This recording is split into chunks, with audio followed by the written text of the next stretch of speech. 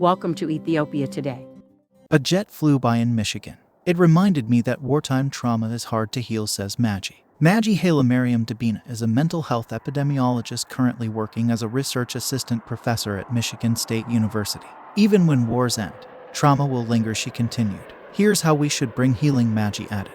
Recently, as I drove home from Walmart on a quiet Sunday morning, I was startled by a rumble above me. I looked up to see a plane flying uncomfortably low in the sky. My heart raced as I thought, what if this jet starts dropping bombs? I briefly, but genuinely, felt as if my life were at risk, and I almost took the next turn to speed as far away as possible. Then I reminded myself, I am in Michigan, not in an active war zone. On March 25th, the Ethiopian government declared a humanitarian ceasefire. Like many people born and raised in Ethiopia, I feel cautiously optimistic about this news. In my lifetime, 2 major wars have broken out in my country. The first was the Ethiopia-Eritrea War, back when I was in elementary school. I still remember my parents tuning into the national radio to hear updates from the battlefield.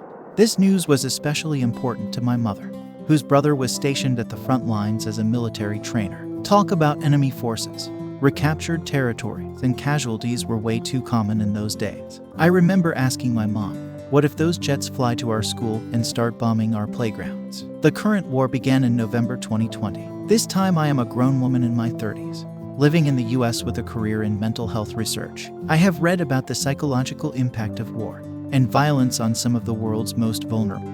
I know it is not uncommon for people to live with the impact of a trauma without ever acknowledging it. But until the moment I saw that plane in Michigan, I never considered myself to have any form of war-related trauma. It's something I plan to bring up with my therapist at our next appointment. For so many other Ethiopians, and others around the world, that's not an option. And that's unacceptable. Although a ceasefire may mark an end to fighting, the trauma will undoubtedly linger. Any plan for peace must also include mental health resources to help those in war-affected regions deal with the full toll of their experience. If we learned anything from other post-conflict communities like South Sudan, Rwanda, Uganda, and others, it's that a war worsens mental health issues and complicates access to care. There is recognition of this reality. For instance, the World Health Organization estimates about 500,000 Ukrainian refugees will need mental health care as part of the biggest refugee crisis since World War II. However, in most cases, this acknowledgement does not necessarily translate into the quality and equitable services needed. In Ethiopia, even in the most peaceful of times, as is the case in many low-income countries, mental health care is not widely available. The country of more than 115 million has fewer than 100 psychiatrists, mostly based in Addis Ababa or in other regional cities. It also mirrors existing social and economic inequalities. Rural residents have poor access to mental health care even when it is locally available. They typically have limited financial resources, low levels of education, and difficulties with transportation, all of which create barriers to connecting with services. There's also significant stigma around mental illness, and families try to keep their problems hidden from friends and neighbors. As a social work graduate student, I interned at Ethiopia's only psychiatric hospital, which was an eye-opening experience. Witnessing these secret struggles pushed me to pursue a PhD in mental health epidemiology, so I could do something to help. The situation is even more dire now following years of conflict.